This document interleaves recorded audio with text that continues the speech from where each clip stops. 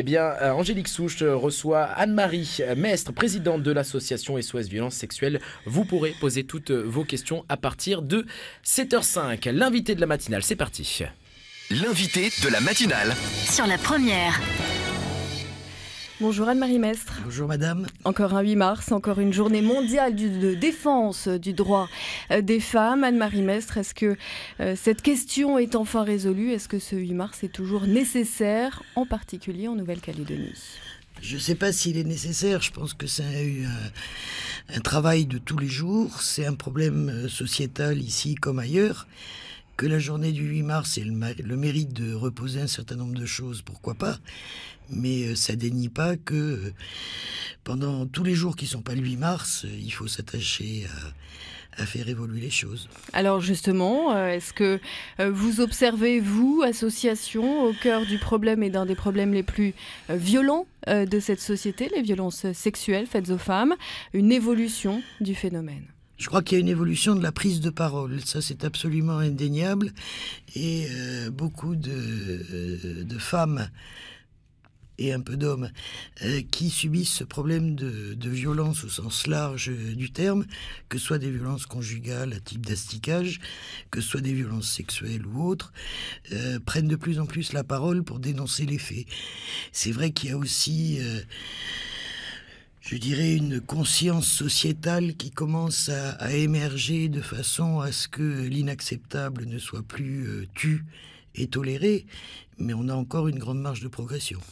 Alors justement, égalité des salaires, accès aux postes à responsabilité, représentation en politique, c'est tout ça finalement la condition féminine, y compris bien sûr la place de la femme dans le cercle familial.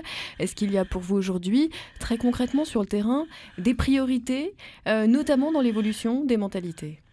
Dans l'évolution des mentalités, je crois que le premier point qui moi me semble important, c'est que les femmes se réapproprient ou s'approprient leur vie. C'est-à-dire qu'elles ne subissent plus, qu'elles décident, qu'elles aient le courage de décider, que ce soit de leur carrière, que ce soit de leur autonomie financière, que ce soit le fait de ne pas accepter de se faire damer matin, midi et soir parce que les nouilles sont pas cuites ou pour des prétextes qui n'en sont pas, qu'elles n'acceptent plus de se faire insulter, passer la main aux fesses ou autre, quoi. Donc il est essentiel de sortir de cette logique entre guillemets qui est quand même bien ancré dans l'inconscient de pas mal de gens, qu'il y a les mecs d'un côté et que les femmes doivent faire ce qu'on leur dit, doivent... voilà. Et c'est important, et ça commence dès l'école. Il est essentiel de bosser à l'école, il est essentiel de réussir sa scolarité, il est essentiel d'avoir des projets, d'avoir osé rêver, d'oser rêver ses projets et de se donner les moyens d'aller au bout pour qu'on décide de notre vie. C'est ça le premier point. Alors, vous disiez une main aux fesses, par exemple. Je me permets de rebondir. On a eu l'affaire, entre guillemets, il y a 15 jours, de Chérifa Linossier, la présidente de la CPME, qui a porté plainte contre l'ambassadeur de France au Vanuatu, justement, pour des faits de ce type. L'association ne s'est pas exprimée publiquement. C'est un choix. Pourquoi ? C'est un choix. On n'a pas vocation à se mêler de tout. Et bon, si cette dame, qui elle gère très bien son problème, si je puis dire, nous a fait solliciter, ok, sur le principe et sur le fond, elle a tout à fait raison d'avoir dénoncé ces faits. Sur la forme qu'elle ait déposé plainte, il n'y a rien à dire. Il est évident qu'à un moment ou à un autre, si elle nous sollicite, on répondra présent. Mais notre rôle, je crois, et notre vocation, c'est pas de se mettre en avant médiatiquement en disant, en parlant en lieu et place de victimes, et en l'occurrence, elle a très bien assumé ses choix et les commentaires qu'elle a faits. C'est quelque chose de très bien. On est de tout cœur avec elle, mais on n'a pas vocation à se substituer sans son accord à sa parole. Selon les dernières estimations, près de 20%, 19% des Calédoniennes sont victimes de violences conjugales, 7%, un peu plus, de violences sexuelles au sein même de leur ménage. Ce sont des chiffres, finalement, je le redis, ce sont des estimations. Il n'y a pas d'enquête récente, précise, statistique. Est-ce que vous, association, qui êtes sur le terrain encore une fois au quotidien, vous estimez que le phénomène est sous-estimé ? Il est évident qu'il est sous-estimé. Il est sous-estimé à la fois en matière d'abus sexuels qu'en matière de violence conjugale. Et je dis pas qu'il est quotidien qu'on rencontre des femmes qui sont battues depuis des années et des années chez elles et qui n'oseront pas en parler parce que même quand il n'y a pas de dépendance économique, c'est là où c'est encore plus difficile à comprendre parce que ça va faire de la peine aux gosses, parce que... Et donc, si vous voulez, le problème, c'est qu'on n'est pas tout égal par rapport aux mêmes situations de violence ou de contrainte, et certaines trouvent le courage de dire maintenant c'est bon, ça suffit, de s'autonomiser, de quitter leur conjoint et de s'approprier leur vie, et d'autres restent enquistés dans une victimologie qui leur est préjudiciable, qui est préjudiciable à leurs enfants. Et c'est dommage. Et effectivement, c'est totalement sous-estimé. Mais en Calédonie, comme en métropole, on nous livre toujours le chiffre noir. Il y a une femme qui meurt tous les 3 jours sous les coups de son Jules. En fait, tous les experts en médico-judiciaire vous diront que ce chiffre est notoirement sous-évalué et que ce n'est que la partie émergée de l'iceberg. 7h05, l'invité de la matinale ce matin, Anne-Marie Mestre, présidente de l'association SOS Violence et Sexuelle. Toutes vos questions sont attendues au 258. Vous parliez justement de l'éducation qui est au cœur de ce changement de mentalité espéré. Vous, encore une fois, vous allez à la rencontre de cette jeune génération dans les écoles. Là encore, qu'est-ce que vous observez? Quel regard vous voyez chez ces jeunes adolescents? Alors c'est triste à dire, mais depuis 20 ans qu'on fait des informations au milieu scolaire, on a un très net sentiment de régression des fondamentaux, des valeurs. À la fois chez les filles comme chez les garçons? Oui. Oui, et de perte de repères.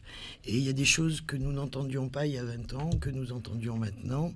Il y a une prévalence du porno dans l'éducation sexuelle, entre guillemets, qui n'apparaissait pas avec autant d'acuité il y a quelques années. C'est pour moi préoccupant parce que ce sont pas que des valeurs vis-à-vis des femmes, c'est des valeurs de respect, de vie en société basiques, si vous voulez, de prendre en compte la parole de l'autre, de tenir compte de ce qu'il dit, de notions de respect basique et fondamentale.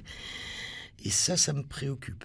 Alors, est-ce que le sujet a suffisamment sa place aujourd'hui dans nos écoles? On sait qu'on a toute une vague, j'allais dire, d'appropriation des programmes. Est-ce qu'on a fait une place à cette valeur civique? Alors, l'école, c'est une chose, mais personnellement, je pense que rien ne peut se substituer à la famille. Et que l'élevage, si je puis dire, l'éducation, c'est d'abord la famille. L'école, elle intervient au niveau de l'instruction, mais les valeurs de vie en société, dans un schéma idéal, c'est la famille qui le transmet. S'il y a une carence familiale, que l'école pose un certain nombre de fondamentaux, c'est son rôle aussi. Mais s'il n'y a pas, si vous voulez, je dirais, un accompagnement, une initiation déjà, et un accompagnement à la maison de ce qui se dit à l'école, j'ai peur que ce soit un peu insuffisant. Alors on a quand même, j'allais dire, des marques concrètes de choses qui évoluent ou qui pourraient donner espoir. L'ouverture imminente, en tout cas promise, du COVA, le centre d'accueil d'aide aux victimes au Médipôle. L'augmentation des plaintes déposées, vous avez parlé de cette parole qui se libère. Est-ce que pour vous, la société et donc ses émanations, c'est-à-dire les collectivités, la puissance publique, aujourd'hui met les moyens sur ce sujet-là? Je crois qu'il y a une prise de conscience, si vous voulez, une volonté d'offrir des outils. Ça, c'est évident. Le COVA a été annoncé. Qu'est-ce qu'il y aura dedans? On ne sait pas encore. Mais on rappelle, le principe, c'est d'avoir un guichet unique pour la victime.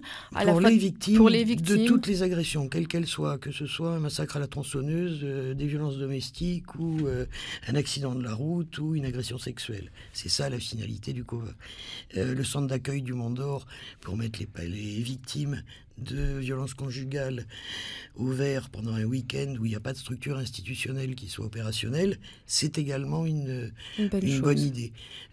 Essayer d'initier dans les établissements scolaires des espaces de parole plus dédiés à ce genre de choses, c'est également une bonne idée.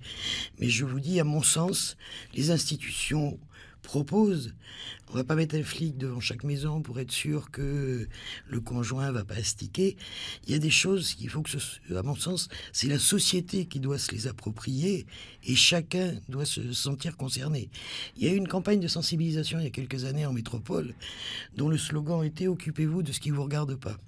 Et dans ce problème de violence en général, trop souvent, il y a des gens qui savent, mais qui vont rien dire, parce que, vous comprenez, on veut pas d'ennui, si on parle, on saura que c'est nous, etc., etc. Et donc, cette passivité, entre guillemets, dans nombre de cas sociétal, on sait que, mais on n'ose pas dire, c'est aussi quelque chose qui est délétère pour la prise en charge et la révélation de ces faits. Alors justement, on l'a entendu encore cette semaine dans des affaires très graves de femmes battues, une jeune femme de 28 ans enceinte qui s'est fait battre très très violemment par son conjoint. Et c'est la justice même, hein, c'est le ministère public qui regrettait que ces femmes ne portent pas plainte, ce qui était le cas de cette jeune femme. Comment expliquer qu'une victime, à ce point victime, même si évidemment on ne peut pas mettre d'échelle dans ce genre de drame, ne porte pas plainte et dise je ne veux pas le quitter, je retourne avec mon conjoint.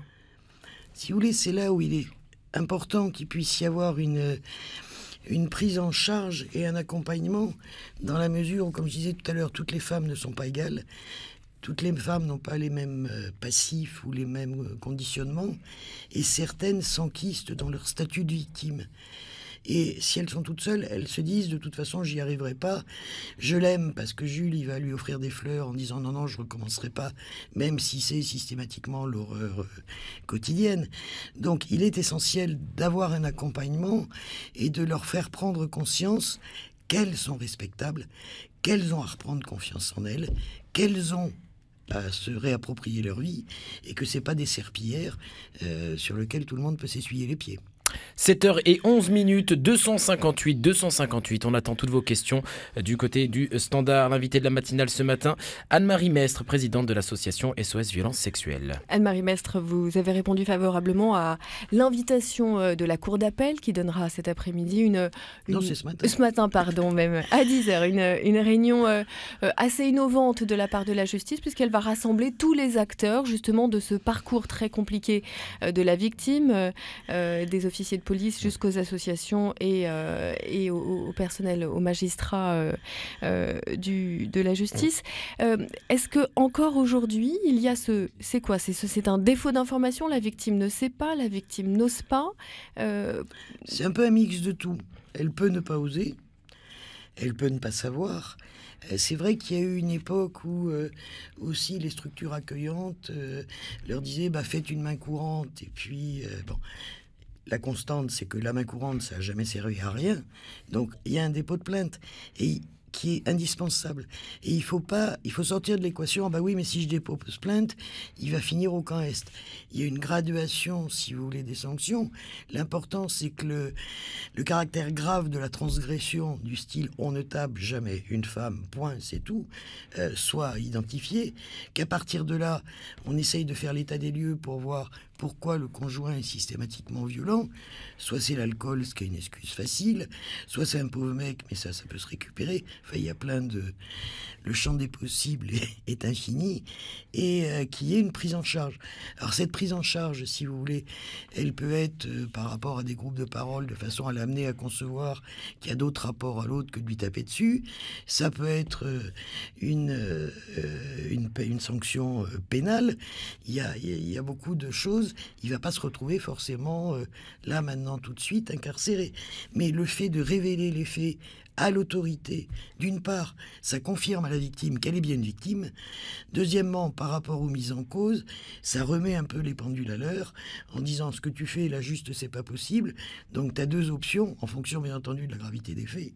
Soit tu te détends et tu conçois d'autres modes de relation, soit tu te détends pas et à ce moment-là, tu en assumeras les conséquences. Donc vous, en tant qu'association, vous conseillez aux femmes de porter plainte. Je précise parce que une de vos homologues, en métropole justement, ces derniers jours, disait sur une antenne nationale, nous ne forçons pas, nous ne donnons pas de conseils aux femmes, et si elles le font, nous sommes là. Parce que ce dépôt de plainte enclenche justement un chemin très douloureux pour la victime, et l'association n'incitait pas forcément à emprunter ce chemin-là. Ce n'est pas votre position. C'est pas ma position, c'est un chemin douloureux. Oui, c'est pas forcément... Notamment en cas de viol. Voilà. Mais si vous voulez, la réparation et la restauration des victimes passent par cette reconnaissance de la société sur lequel il y a un mis en cause et il y a une victime. Et on ne peut pas dénier à une victime le statut de victime. Parce que la plupart des victimes ont honte, culpabilisent, soit de se faire astiquer, soit d'avoir été abusées sexuellement parce qu'elles n'ont pas dû s'opposer, enfin pour un tas de raisons. Et il est, à mon sens, essentiel que les fondamentaux soient posés. La victime est une victime, la société la reconnaît comme victime. Le mis en cause, c'est lui qui a fait la bêtise, il sera sanctionné pour ça. Et c'est à mon avis le préalable à une restauration de la victime dans sa dignité, dans son intégrité. Donc je ne partage pas du tout cette analyse. Anne-Marie Mestre, comment joindre l'association SOS Violence Sexuelle ? Numéro vert 05 11 11. Merci beaucoup d'avoir été notre invitée ce matin. Merci à vous.